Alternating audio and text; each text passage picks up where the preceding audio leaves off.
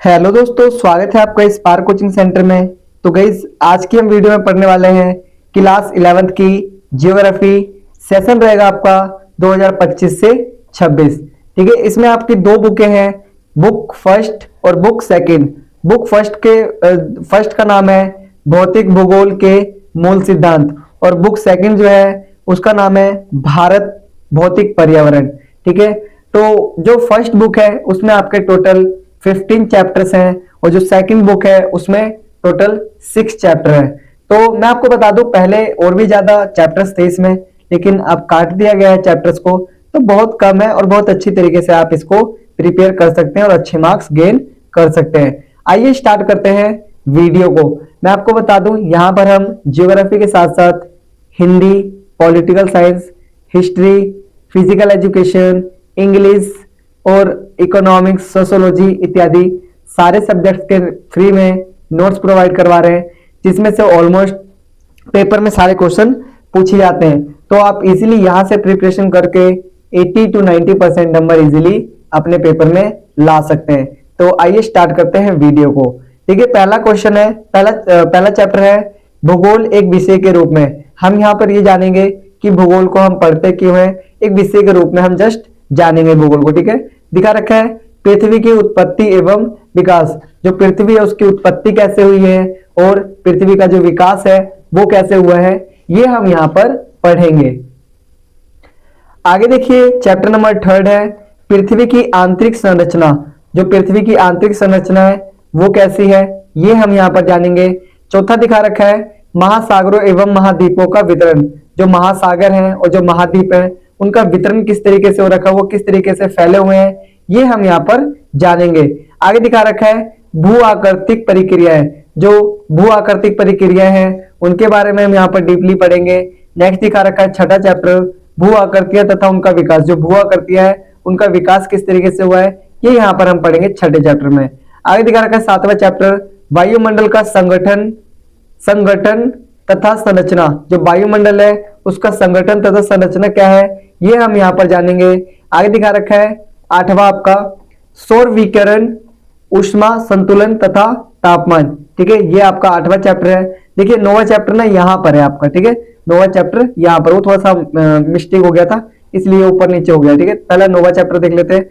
वायुमंडलीय परिसंचरण तथा मौसम प्रणालियां। ठीक है, हम यहाँ पर देखेंगे जो वायुमंडल है उसकी परिसंचरण तथा मौसम प्रणालियां देखेंगे।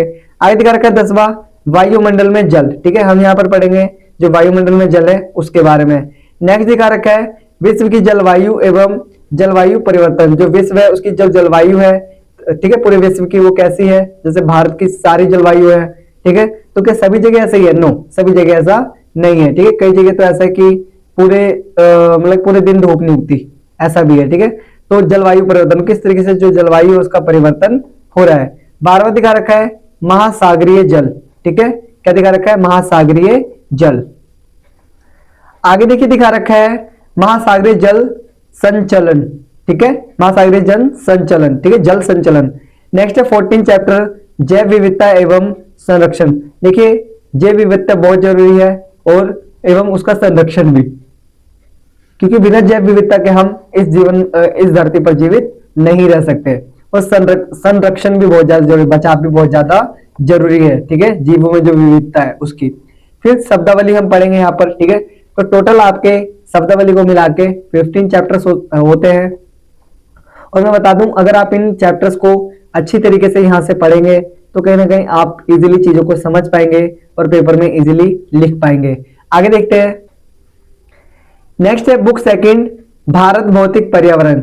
जो भारत का भौतिक पर्यावरण है उसके बारे में हम यहाँ पर पढ़ेंगे। ठीक है, भारत की स्थिति वगैरह। तो पहला चैप्टर है आपका भारत स्थिति। ठीक है, जो भारत की स्थिति कैसी है, भारत ऊपर है, नीचे है, भूमध्य सागर के ऊपर है। ठीक है, कौन सी कर्क रेखा जा रही है, ठीक है, कौन सी रेखा भारत से जा रही है। ठीक है, तो ये सारी चीजें हम यहाँ पर पढ़ेंगे। भारत पश्चिम में है, पूर्व में, उत्तर में, दक्षिण में, किस दिशा में है, ये सारी चीजें हम यहाँ पर पढ़ेंगे। कौन से अक्षांश रेखा पर है, कौन से देशांतर रेखा पर है, ये सारी चीजें हम यहाँ पर पढ़ेंगे। दूसरा दिखा रखा है संरचना तथा भू आकृति विज्ञान। संरचना तथा भू आकृति विज्ञान के बारे में हम यहाँ पर पढ़ेंगे। नेक्स्ट दिखा रखा है तीसरा अपवाह तंत्र, ठीक है।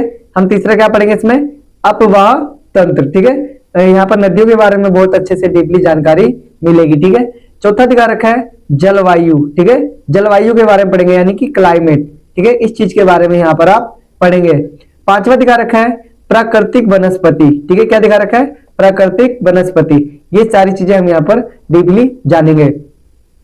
आगे दिखा रखा है छठा प्राकृतिक संकट तथा आपदाएं। आपने देखा होगा बहुत सारी ऐसी संकट हैं जो प्रकृति द्वारा होती है तथा आपदाएं, तो सभी चीजों की हम बहुत अच्छे से यहाँ पर नॉलेज लेंगे। साथ ही साथ मैं यहाँ पर आपको फ्री में नोट्स प्रोवाइड करवाऊंगा लाइक इन वीडियो के माध्यम से, ठीक है। और अगर आप पीडीएफ परचेज करना चाहेंगे तो उसकी एक अलग कॉस्ट होगी और बहुत सस्ते दर पर, ठीक है, क्योंकि जब हम यहाँ पर फ्री दे सकते हैं तो हम चाहे तो पीडीएफ भी फ्री दे सकते हैं, लेकिन उसका रीजन है पैसे लेने का कुछ, ठीक है, वो मैं आपको बाद में बताऊंगा। लेकिन वो ट्यूशन के लिए ही हम ले रहे हैं, ठीक है, लाइक अपना यूट्यूब के लिए ही, या फिर हम कुछ और डिजिटल बोर्ड की प्लानिंग कर रहे हैं तो उसी में वो सारी चीजें काम आएंगी। मतलब कि आपसे जो हम पैसे लेंगे वो आप पे ही खर्च होंगे यूट्यूब के माध्यम से, ठीक है। तो गाइस मैं चाहता हूं कि हम बहुत जल्दी आपको डिजिटल बोर्ड के द्वारा पढ़ाएं और आप लोगों को इसके लिए सपोर्ट करना पड़ेगा, ठीक है। वो चाहे वीडियो शेयर करके हो सकता है, वीडियो को लाइक करके हो सकता है, चैनल को सब्सक्राइब करके हो सकता है, या फिर पीडीएफ को परचेज करके, आप जैसे करना चाहें वैसे कर सकते हैं। तो गाइस आज के लिए इतना ही, मिलते हैं नेक्स्ट वीडियो में एक नई वीडियो के साथ। तब तक के लिए टाटा बाय बाय, जय हिंद जय भारत।